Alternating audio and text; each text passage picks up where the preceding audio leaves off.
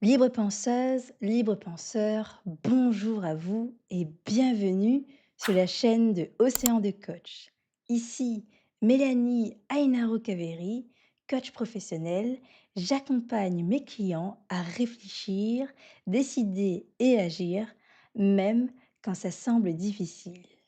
Et aujourd'hui, nous nous retrouvons dans un nouveau bric-à-brac d'idées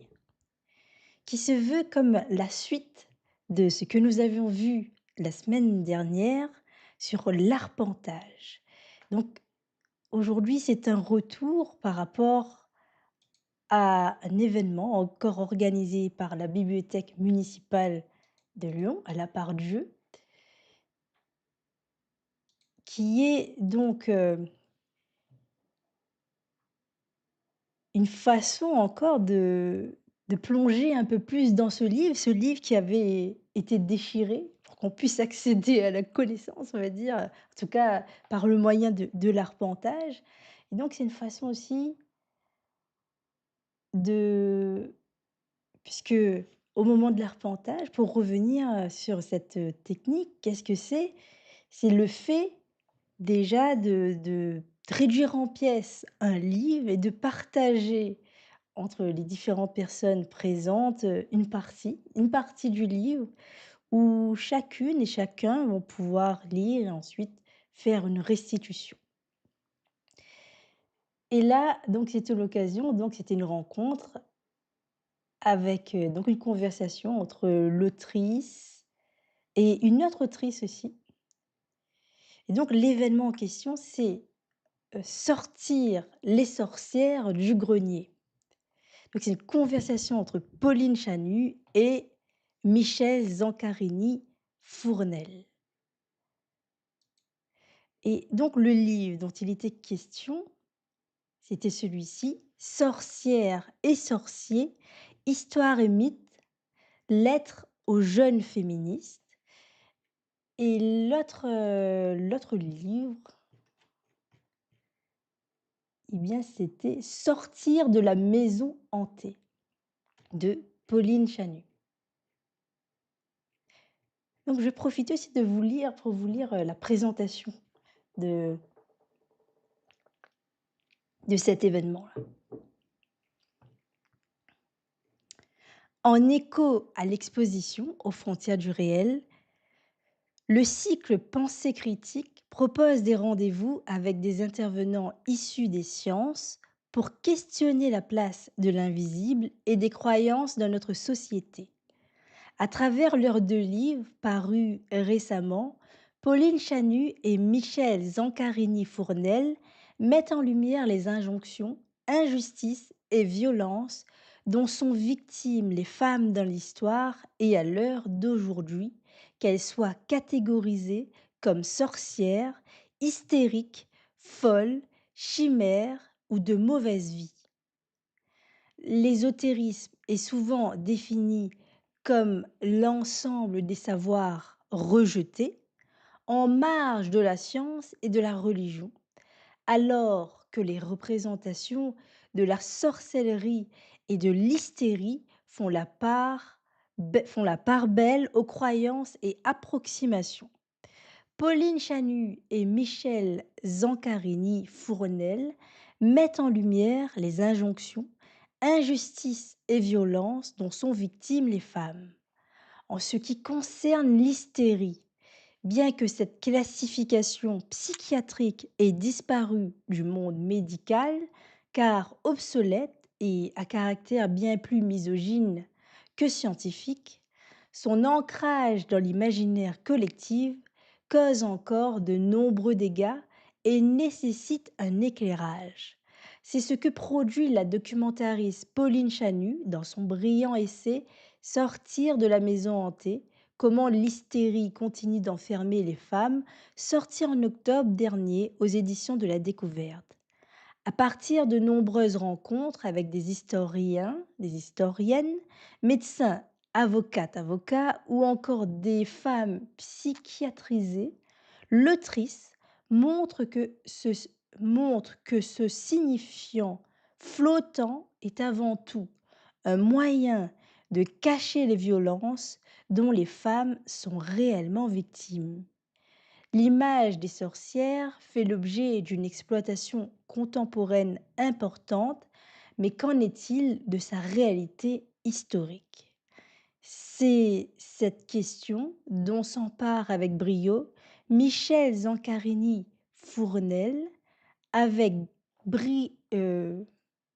historienne spécialiste d'histoire des femmes et du genre dans son livre Sorcières et sorciers, Histoire et mythes, sorti en octobre 2024 aux éditions Libertalia. Au-delà du seul sujet de la sorcellerie, son livre pose la question: les femmes hystériques, incontrôlables, inquiétantes, soumises à quelque force malfaisante, ne seraient-elles pas les sorcières de notre époque?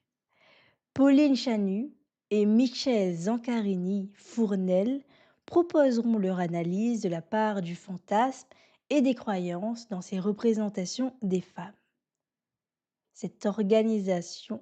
conférence est organisée en partenariat avec les Cortex, collectif de recherche transdisciplinaire, esprit critique et sciences. Donc, les intervenantes, Michel Zancarini-Fournel, historienne. Elle est née en 1947 à Saint-Étienne et spécialiste d'histoire sociale, d'histoire des femmes et du genre, ainsi que de mai-juin 68. Elle a notamment publié Les luttes et les rêves, une histoire populaire de la France de 1685 à nos jours. Zone, ne nous libérez pas, on s'en charge. Une histoire des féministes de 1789 à nos jours. La découverte avec Bibia Pavard et Florence Rochefort, ainsi que de la défense des savoirs critiques. Quand le pouvoir s'en prend à l'autonomie de la recherche, la découverte avec Claude Gauthier. Pauline Chanu, journaliste. Pauline Chanu est documentariste sonore à Radio France. Pour France Culture, elle est notamment l'autrice des séries Les fantômes de l'hystérie, histoire d'une parole confisquée, finaliste du prix Europa 2023 et Féminicide, la guerre mondiale contre les femmes.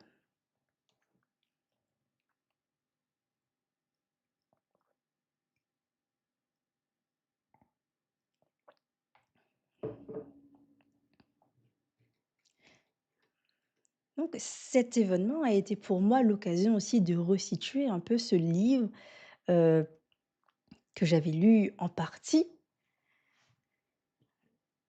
ce livre de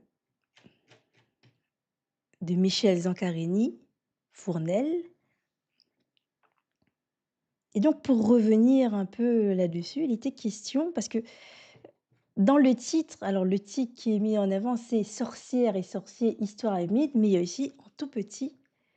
que je n'avais pas vu au départ. Alors pour vous montrer à quel point ça a été partiel aussi bah oui, dans le fait déjà de lire une partie, même si on reçoit la restitution des autres, eh bien, c'est vrai que, il y a quand même des informations qui nous échappent et des informations quand même essentielles. Et donc, dans une partie du titre qui était en tout petit, c'est Lettres aux féministes. Et, et qu'est-ce que c'est? C'est aussi le fait qu'aujourd'hui, voilà, il y a cet empuissancement aussi de la sorcière aussi, qui vient un peu sur la scène politique. En fait, c'est heu, où il y a des féministes donc qui vont s'emparer de cette image, et peut-être que vous vous rappelez de ce moment où des femmes se sont déguisées en sorcières et ont mis cette banderole de Macron au chaudron. Donc i de ce que j'ai compris, c'est donc un mouvement, il me semble, qui s'appelle Witch et qui est né aux États-Unis, qui s'est ensuite répandu en Italie, et dont il y a aussi, ben, donc en France aussi, et donc ce sont des femmes qui arrivent, qui se présentent donc sur la scène politique, enfin qui manifestent et qui ont vraiment le déguisement, le chapeau pointu, qui sont toutes en noir et qui ont ce message de dire que nous sommes donc, les descendantes des sorcières, qui n'ont pas été, brûlées, au bûcher finalement, et donc c'est une façon aussi de, c'est aujourd'hui un empuissancement de cette figure-là de la sorcière. Mais derrière le message que souhaite faire passer aussi, Michel Zancarini-Fournel, oui, eh bien c'est, puisqu'elle est historienne aussi, bah, c'est de ne pas oublier l'histoire, d'où provient qu'est-ce que sont les sorcières et quel phénomène il y a. Parce que si aujourd'hui, il y a cette réappropriation, de cette figure qui est, de l'utiliser comme empuissancement, et d'ailleurs, elles ne sont pas les seules à utiliser cette, figure comme empuissancement. Il y a aussi, j'avais eu l'occasion de parler donc dans mon dernier bric-à-brac d'idées, du village de chez Ici, ben, aujourd'hui on patrimonialise, la sorcière, où ça devient aussi, une attraction touristique aussi, donc une façon aussi, bah, déjà de le mettre dans l'histoire aussi, mais d'attirer aussi les visiteurs, d'en faire des événements, d'en faire, aussi, plusieurs, des productions, différentes productions aussi en lien avec ça.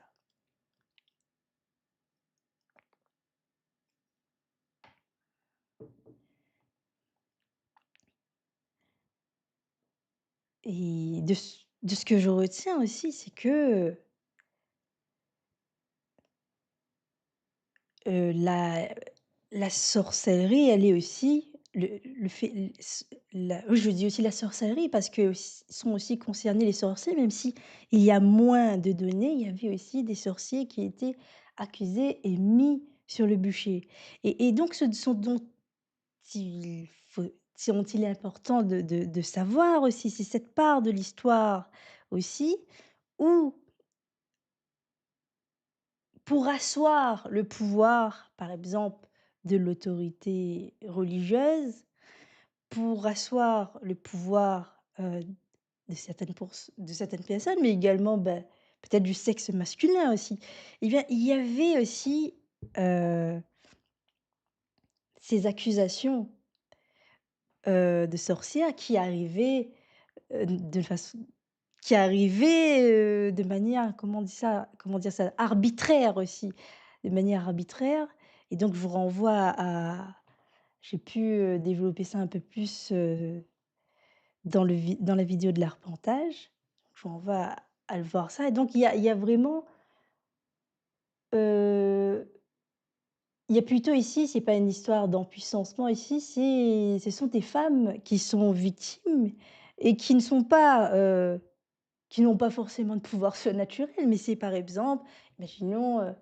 heu, il n'y a pas eu assez de récolte, eh bien on va désigner donc un bouc émissaire, donc ça va être cette femme-là, ça va être une femme qui aurait, ensorcelé, qui aurait fait quelque chose, et donc on s'en suivra le droit de la torturer et de la tuer, et voilà, de torturer. Et par exemple, c'est les cas de mutilation d'oreilles, mais pas que, pas que. Il y avait aussi, je me souviens dans le village de chez eux ici, le fait de lier les mains et les pieds de ces personnes, des femmes, et ensuite de les mettre dans l'eau, et si la personne, coulait, ça voulait dire que Dieu avait repris, cette personne, avait sauvé cette personne, et si le corps flottait, eh bien, à ce moment-là, eh bien, ça voulait dire vraiment que c'était une sorcière, et donc dans tous les cas, heu,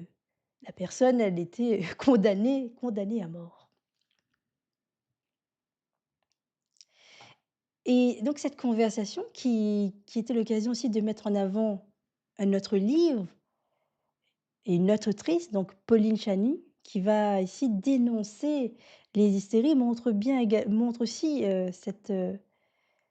le résultat aussi de ce rapport de force aussi, où, bah, des femmes vont finalement, vont être, victimes,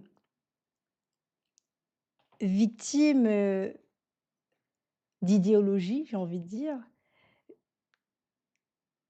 Et il y a ce cas où elle est accusée aussi, bah, d'hystérie,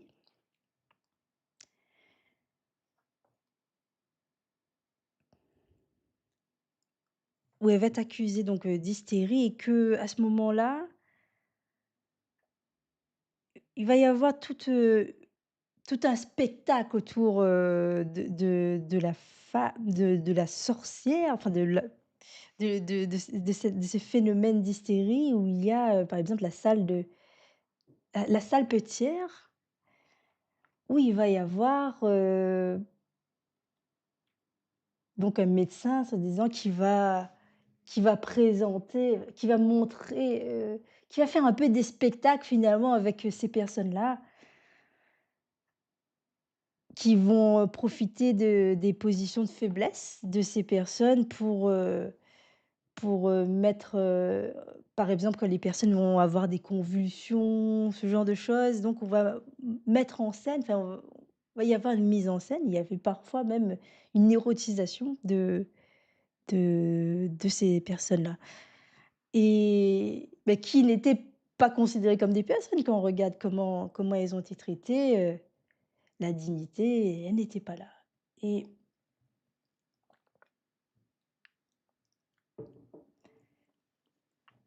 donc déjà ça, il y avait, le mot hystéria, hystérie, qui est cette idée, grosso modo, qui va, en fait, ce qui il y avait, on peut retrouver donc dans les textes d'Hippocrate, mais également, en fait, ce qui était dit aussi, c'est que tout se résume finalement à l'utérus, où il va y avoir, en fait, des malfonctionnements et donc il y avait vraiment beaucoup de d'argumentation fallacieuse et vraiment, en fait, quand on entend ça, quand ils lisent, ce qui était dit, c'est plutôt choquant finalement et donc aujourd'hui, donc il y a beaucoup plus de connaissances et malgré tout, il y a une forme de persistance en fait de ces idéologies et d'ailleurs, ce que j'ai retenu aussi de cette rencontre-là, c'est que il existe encore dans les livres, heu, dans les livres de médecine et de psychanalyse, donc quand on va sur les bancs,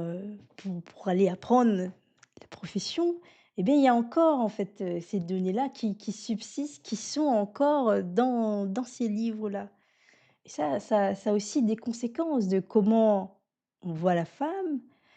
de comment elle est traitée et comment, quand elle aura par exemple de réels enfin de quand elle aura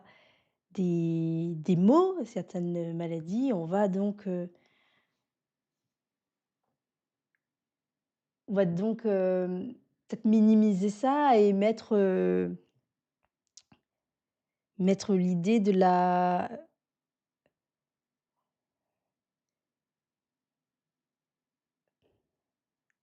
mettre, bah, l'idée de la mise en scène de ce genre de choses ou alors de l'hystérie aussi, quelque part et cette personne-là donc elle a alors Pau Pauline Chanu, elle parle que même, aujourd'hui aussi on peut retrouver encore ce type, de pratique ou bien de réduction où il y avait le cas aussi de l'endométriose aussi. Bien que, bon, on peut dire qu'aujourd'hui il y a des avancées, il y a encore, voilà, il y a des professionnels qui se sont spécialisés aussi, sur ce mot-là qui n'a pas toujours été compris parce qu'auparavant il y avait des femmes qui avaient cette maladie et dont elles n'en savaient rien et dont les professionnels aussi non plus. Mais aujourd'hui, il y a de plus en plus de connaissances, mais encore, même s'il y a ces connaissances-là, il y a encore des femmes qui se retrouvent dans des parcours où elles vont être confrontées à d'autres personnes qui ne savent pas cela et qui vont avoir peut-être même un peu ce fait de ne pas savoir. C'est ça le problème aussi de l'ignorance, c'est aussi, bah, d'avoir des idéologies aussi qui comblent un petit peu cette ignorance, enfin qui ne la comblent pas finalement, qui va empirer et où justement, beh, elles vont pas être, traitées aussi. Et il y avait, par exemple, un témoignage aussi d'une femme qui était donc mariée, en plus, l'épouse donc d'un médecin reconnu et qui avait un certain nombre, de symptômes et dont tout était amoindri à une dépression nerveuse et donc où les véritables mots n'étaient pas traités, donc finalement.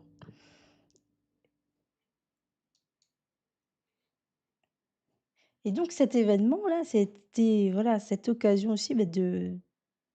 mettre, en lumière aussi comment dire ça? Ces pratiques, enfin c'est déjà ce passé, mais aussi ce qui subsiste aussi, ce qui subsiste de ce passé-là et dont, bah, il est important de connaître, de libérer la parole aussi là-dessus. Parce que s'il y a des choses, plus il y a de personnes, plus la connaissance circule et j'ai envie de dire, plus on se porte mieux aussi quelque part et plus ça peut permettre également une évolution des mœurs et des changements meilleurs, j'ai envie de dire.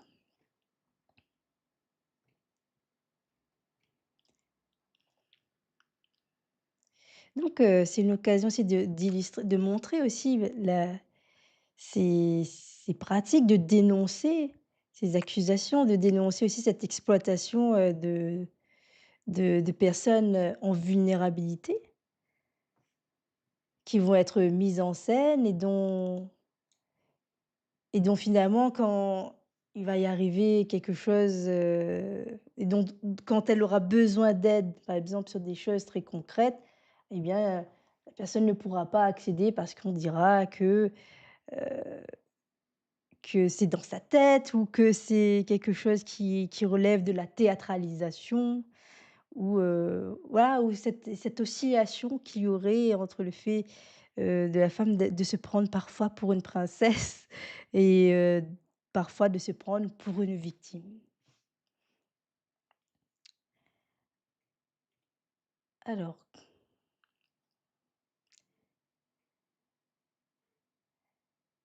et je pense que c'est quelque chose dont il est enfin, c c'est intéressant de s'y intéresser, d'aller voir, de s'intéresser à l'histoire, mais aussi à l'histoire d'aujourd'hui aussi. D'autant plus quand on voit de plus en plus, de phénomènes monter, c'est justement l'ignorance amène amène à des travers aussi et on peut parler également de l'exploitation, bah, de ces jeunes personnes qui de ces jeunes garçons, de ces jeunes hommes aussi qui, ignorant, des faits, ignorant de l'histoire, ignorant de beaucoup de choses encore, surtout à un certain âge et que quand on n'a pas, encore appris certaines choses ou alors quand on décroche, quand on se sent un peu à côté peut-être à côté de sa vie aussi quelque part, quand il y a un certain mal-être et bien, il y a des mouvements radicaux qui viennent, donc s'attaquer à ces personnes qui sont finalement qui sont vulnérables et qui par la suite deviennent des deviennent finalement peut-être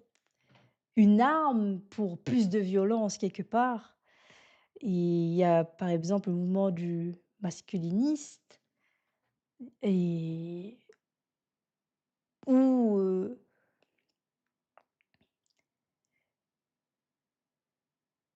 qui revient finalement à dire finalement quelque cette idée où aujourd'hui, alors que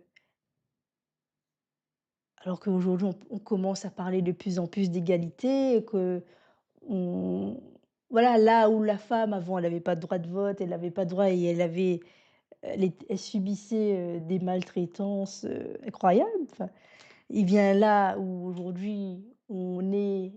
parce que les féministes, c'est quoi? C'est la revendication, c'est de dire que la femme est égale à l'homme aussi et donc certains donc utilisent un petit peu cette idée-là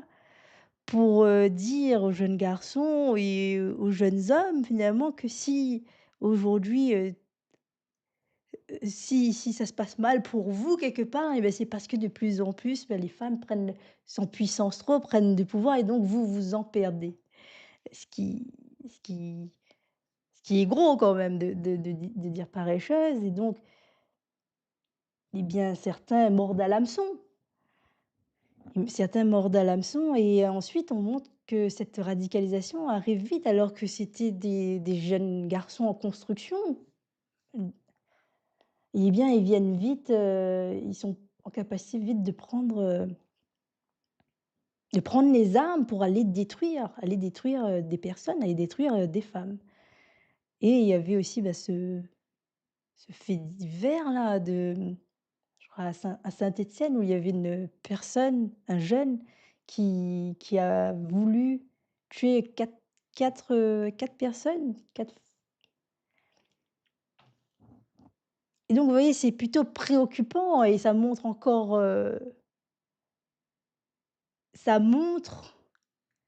l'intérêt déjà, bah, de connaître l'histoire, de s'intéresser, de parce qu'il y a des j'ai envie de dire aussi, il y a d'autres d'autres idées, d'autres idéologies qui guettent et qui viennent pour s'immiscer là où il y a des fragilités, là où, on peut, récupérer, heu, soit des jeunes personnes en construction ou alors, des personnes qui sont en mal de vivre quelque part et d'où l'intérêt aussi, bah, de connaître l'histoire, de s'y intéresser. Là, ici, je vous fais quelques mots, mais je il y a pas l'ensemble, des choses donc c'est intéré en tout cas, il y a les bibliothèques qui sont à disposition et lesquelles vous pouvez emprunter donc des livres et bah, vous rapprocher aussi de ces histoires-là. C'est une façon aussi, bah, de résister, j'ai envie de dire aussi, de résister à déjà aux groupes extrémistes, déjà, beh, aux malinformations aussi, à la désinformation. C'est une façon d'exercer son esprit critique, de connaître, l'histoire, de connaître l'histoire, en tout cas de se familiariser, d'en apprendre plus. Là, moi, là, je reconnais, j'ai quelques bribes d'informations. Je n'ai pas encore, tous les éléments et c'est important aussi d'aller à la recherche des informations, d'aller croiser aussi.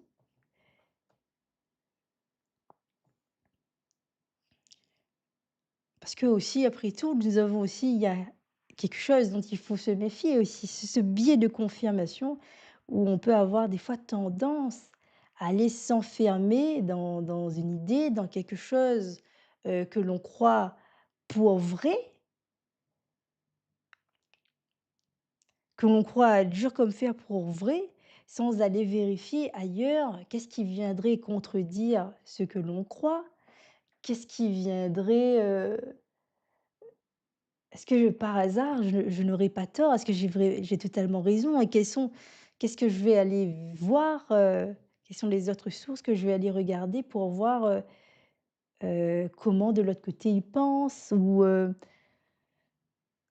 est-ce qu'il y aurait des faiblesses, dans mes idées? Ou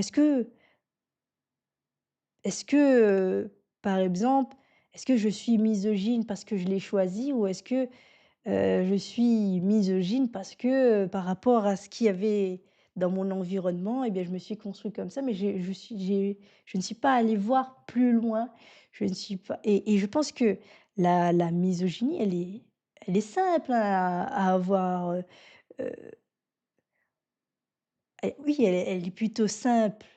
Elle est plutôt simple à avoir, surtout si on ne fait pas l'effort. Moi, je considère que j'ai de la chance quelque part,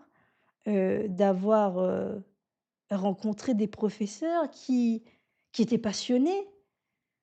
et qui m'ont invité aussi à aller voir,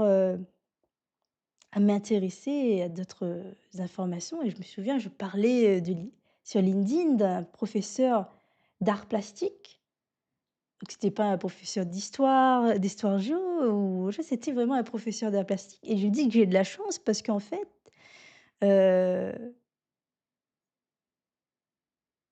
donc c'était un cours un petit peu en dehors des cours. Parce que je me souviens, j'étais avec, une amie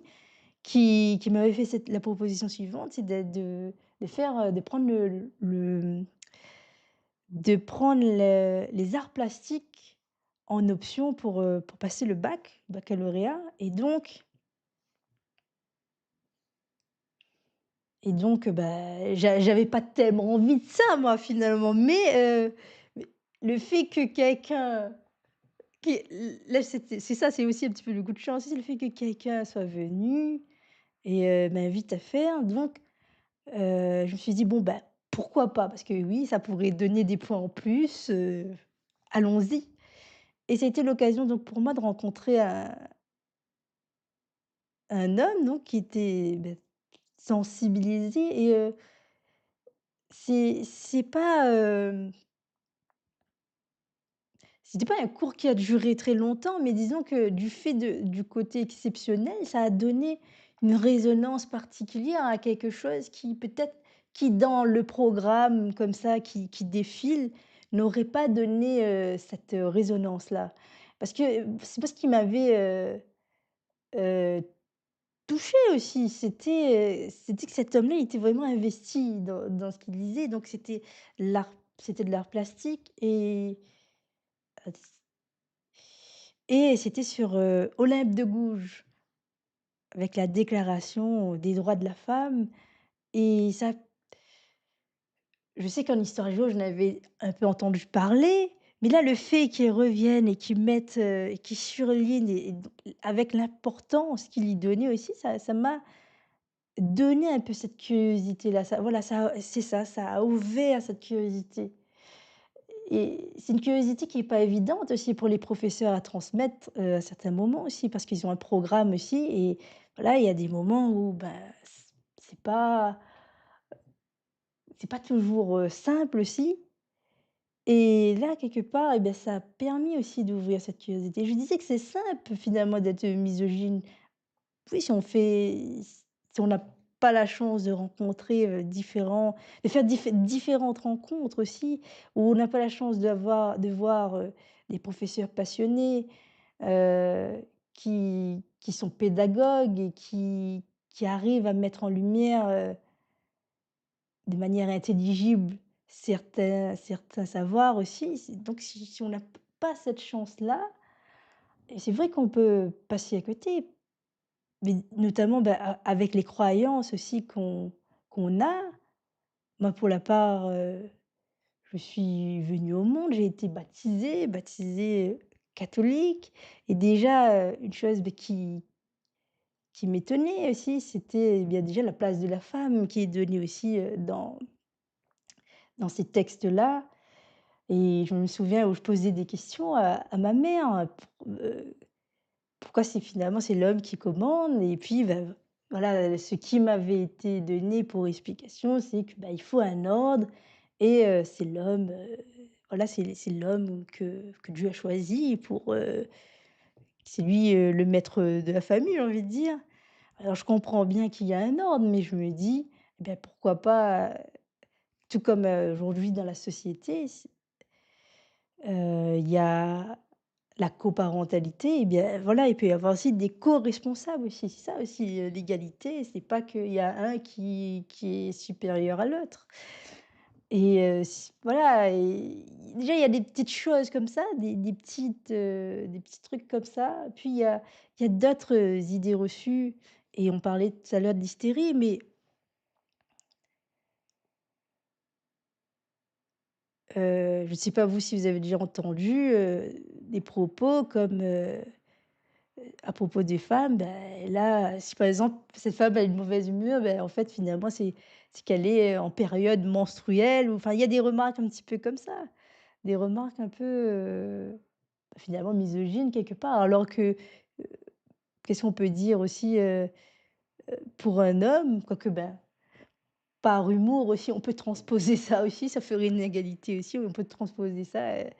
quand quand il est de mauvaise humeur, lui demander aussi s'il est en période actuellement,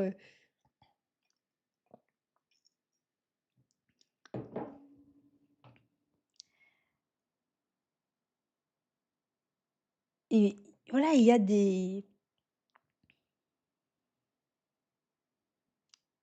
a plein de choses comme ça et d'ailleurs je me souviens aussi, heu, des propos, faciles, hein, et qui montrent aussi l'ignorance de la personne aussi. Des propos, d'une personne qui travaillait donc chez une concession automobile, qui disait, voilà, que les hommes étaient, meilleurs, dans ce métier-là, parce que, bah, voilà, bah, les femmes, historiquement, elles s'intéressent pas, aux voitures et donc c'est l'homme qui est meilleur et là, je me dis: «Mais quel argument incroyable, quoi, finalement! Quelle argumentation, parce que, en fait, c'est cet argum derrière cette argumentation-là, c'est méconnaître le principe d'éducabilité. C'est-à-dire que si peut-être historiquement, du fait d'une inégalité, eh bien, c'était surtout que les femmes avant étaient privées, mais pas privées par incapacité, privées sinon par incapacité organisée, privées donc par une idéologie mais aujourd'hui, du fait d'éducabilité, bien qu'il y a eu lourd ce passé lourd, pour la femme, elle est également en capacité d'aller apprendre, d'apprendre quelque chose dont elle ne sait pas, tout comme, un homme, tout comme un enfant, tout comme tout enfant, j'ai envie de dire et tout enfant, si on ne le met pas au contact, heu, de lieux d'apprentissage,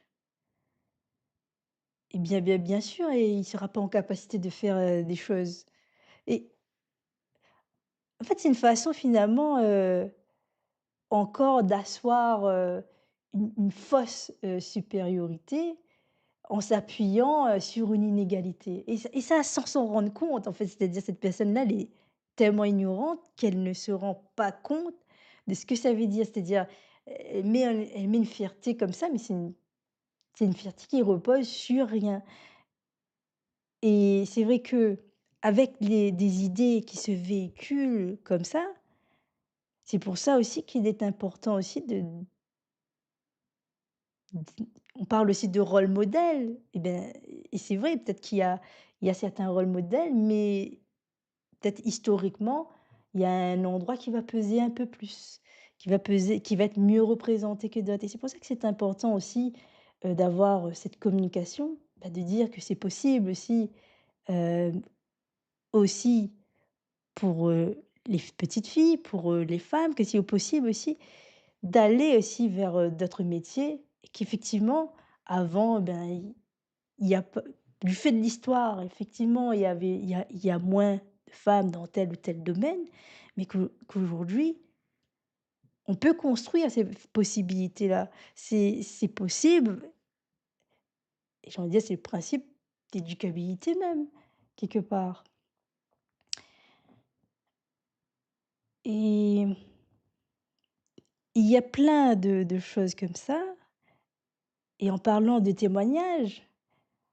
j peut-être que vous, ça vous est déjà arrivé. Ça peut être en réunion famille ou alors en moi, j'ai un fragment de vie là, j'ai envie de dire, qui me revient là. C'était,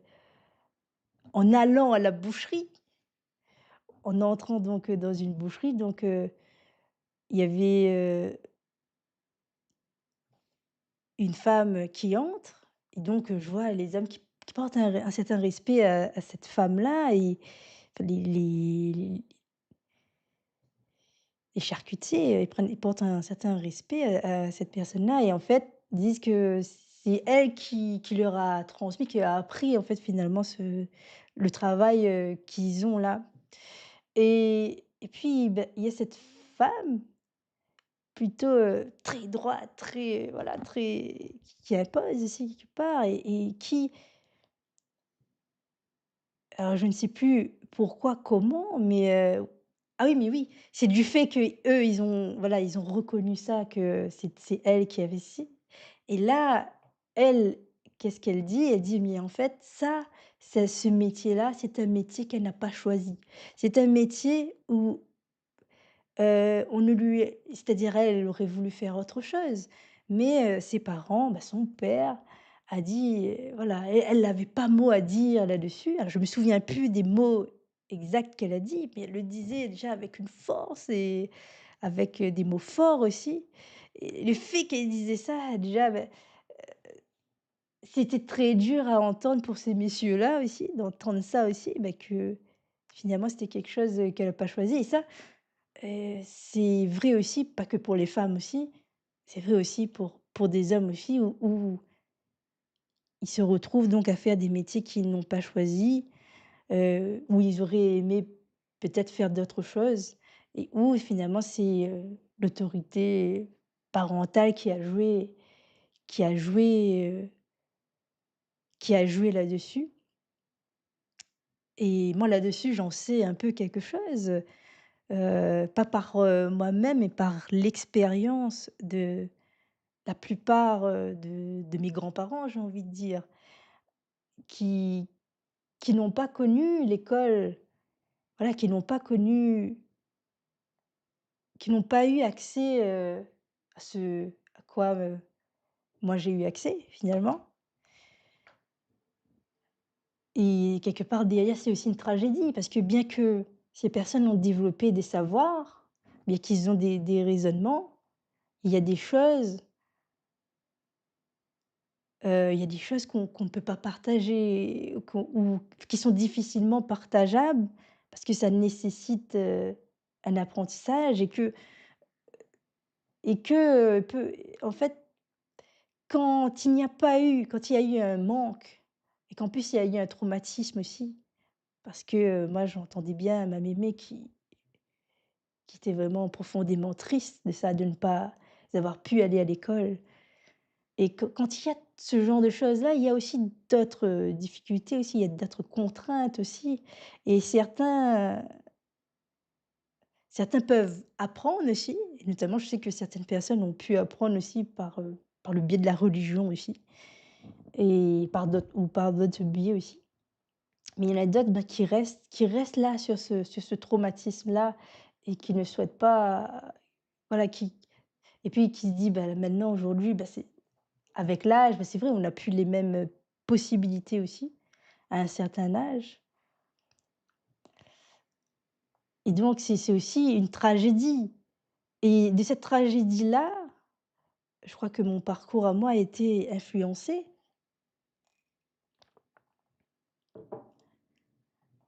J'ai été influencée parce que c'est vrai, il y a certaines conversations qu'on peut pas avoir. Moi, ce que j'avais remarqué, bien qu'il y avait des raisonnements intéressants, c'est par exemple, il y a une difficulté à comprendre l'ironie, heu, il y a ce genre de voilà, il y a un petit peu ce genre de choses-là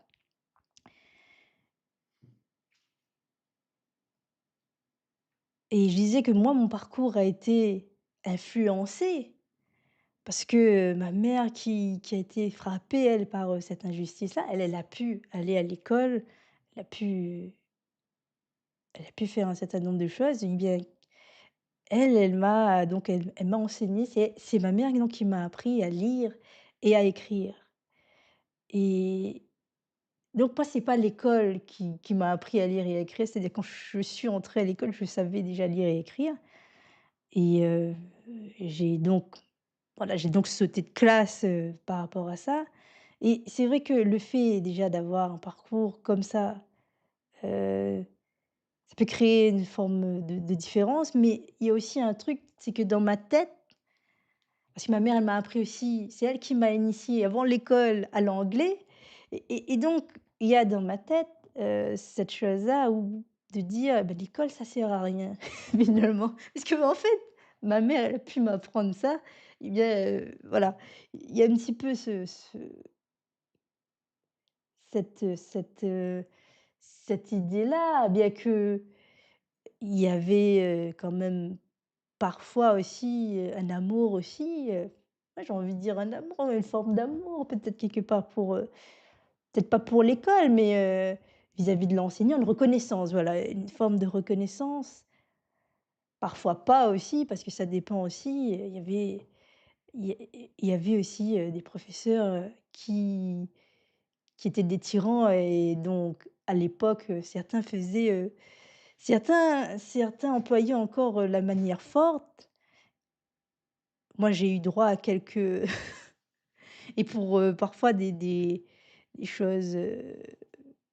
bah, carrément inadmissibles finalement et moi j'entendais aussi du côté de mes cousins aussi, où il y avait différentes, phénomènes de torture. On disait, bah, il y avait l'utilisation de la règle en fer, de mettre la main comme ça et puis, bah, le professeur frappait la main et donc j'ai pas eu droit à ce traitement-là, mais voilà, c'était pas agréable et je peux comprendre que certains aussi, pouvaient avoir des réticences vis-à-vis de l'institution de l'école et donc moi, il y avait, parfois, voilà, ça dépendait donc. Il y avait parfois, quand même une reconnaissance, quelque chose, mais vis-à-vis de l'institution de l'école, je ne comprenais pas tellement, à quoi ça servait finalement quelque part. C'était plus, c'était une obligation et tout le monde me disait, Charlemagne et donc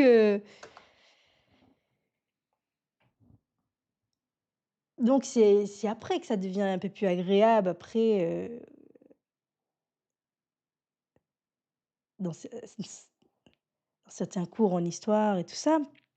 Mais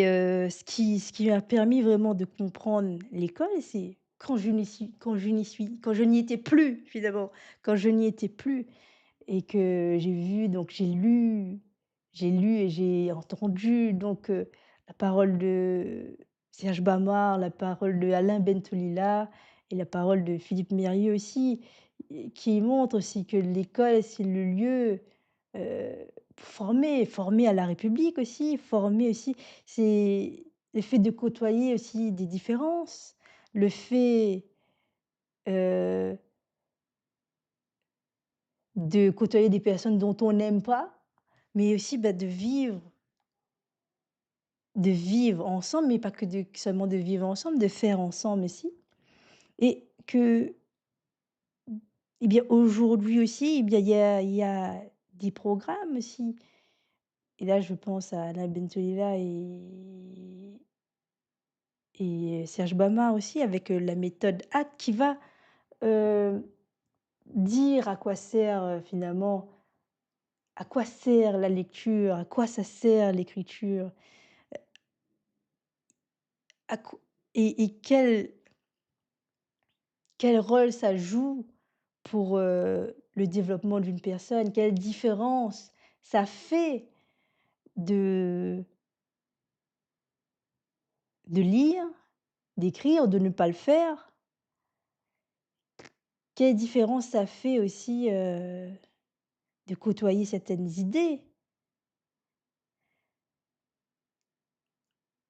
de cette nécessité aussi d'alimenter ces représentations aussi. Bah, comme je disais tout à l'heure, eh bien, c'est facile d'être misogyne et des fois, on ne sait pas pourquoi on l'est. On ne sait pas pourquoi on l'est finalement. Si on vient questionner, pourquoi, et finalement dans les réponses, c'est pas un pourquoi, c'est pas est-ce que c'est des raisons valables déjà? Et des fois, c'est même pas des raisons, c'est des affirmations un peu c'est des informations comme ça, enfin ou des informations, des idées comme ça, mais qui ne tiennent pas debout finalement quelque part. Donc l'école, elle est une chance, mais on se rend compte aussi qu'on peut aussi, bah, passer à côté. On peut passer à côté et des fois aussi, c'est la chance d'être initié, peut-être parfois un peu plus tard, d'être initié à l'envie de savoir, d'avoir une curiosité, de développer une curiosité pour ensuite aller à la recherche, d'entrer dans un processus de recherche et de progression. Parce que d'autant plus que plus on est ignorant et plus on a une envie de peut-être de tout savoir, de savoir d'un coup, d'avoir une réponse, j'ai envie de dire, catégorique, et quand on s'aperçoit, on voit que, eh bien, il y a différentes, opinions, il y a différentes, heu, voilà, par exemple, pour une définition, là, vous parlez, par exemple, bah, d'ésotérisme, bah, par exemple, il y a pas de consensus là-dessus, et donc c'est important, enfin, donc pour essayer de se saisir de cet objet, on va aller, voir donc plusieurs éléments, et c'est ça, c'est que parfois il y a des choses qui ne sont pas évidentes. Voilà, il y a des et parce qu'il n'y a pas des choses qui sont évidentes, c'est pour ça que c'est important d'être armé, d'aller à la recherche, de diversifier, les différentes informations, de pas rester campé sur une position, de s'interroger aussi: «Est-ce qu'on est sur, quelque chose d'extrême là? Où est-ce qu'on se situe?» Et d'aller voir un petit peu ailleurs aussi. Oui, d'aller voir ailleurs, de s'alimenter, de se nourrir pour mieux réfléchir et mieux prendre conscience aussi de comment notre monde s'agence, il s'organise avec les rapports de force, et parce que les rapports de force sont tels aujourd'hui, mais ils évoluent aussi, ils évoluent. Je terminerai donc ici sur, ce live-là, et je vous remercie de votre écoute et je vous dis à très bientôt. Bon samedi à vous.